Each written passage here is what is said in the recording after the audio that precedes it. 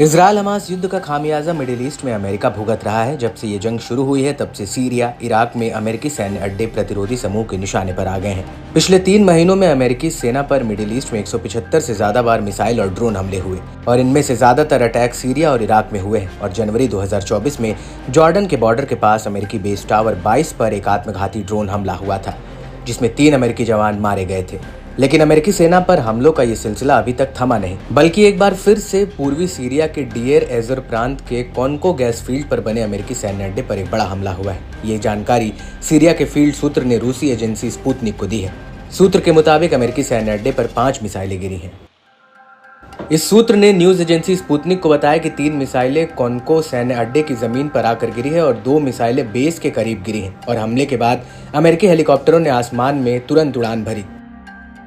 और इस हमले से पहले 25 और 26 जुलाई 2024 की रात को इराक के अनबर प्रांत में बने एन असद बेस के करीब 4 रॉकेट गिरे थे। इनमें से एक रॉकेट तो बेस के बिल्कुल करीब आकर गिरा था। और बड़ी बात यह है कि ये वही सैन्य अड्डा है जहां पर अमेरिकी सैनिक तैनात हैं। वहीं सीरिया के डेर एजोर में बने कॉन्कोनो गैस फील्ड के पास कम से कम एक रॉकेट गिरा था।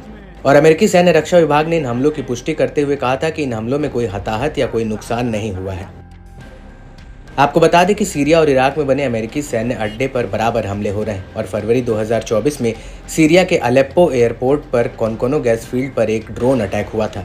ये डेर एजोर प्रांत का वही इलाका है जहां पर इस हफ्ते में अमेरिकी सैन्य अड्डों पर 2 बार हमला हो चुका है। इस हमले को लेकर कई मीडिया रिपोर्ट्स में इस बात का दावा किया गया था कि इस ड्रोन ने अपने लक्ष्य को हासिल किया, जिसमें अमेरिकी बेस के आसपास जोरदार धमाके की आवाज सुनी गई थी। आपको यहां से बता दें कि ईरान समर्थित इराकी और सीरियाई गुट अमेरिका को इन देशों से निकलने के अल्टीमेटम दे चुके हैं, जिसे लेकर अमेरिकी अधिकारियों और इराक के बीच इसी हफ्ते एक मीटिंग भी हुई थी, जिसमें इराकी सूत्रों और अमेरिकी अधिकारियों ने कहा कि इस सप्ताह वाशिंगटन में एक सुरक्षा शिखर सम्मेलन में अमेरिकी अधिकारियों के साथ इराकी स्थिति पर चर्चा की जा रही है। और गठबंधन के समाप्त करने या किसी संबंधित सीमा पर अभी तक कोई औपचारिक समझौता नहीं हुआ है। और इस मीटिंग के बाद से ही इराक और सीरिया में फिर से अमेरिकी सैन्य अड्डों पर हमले शुरू हो गए हैं।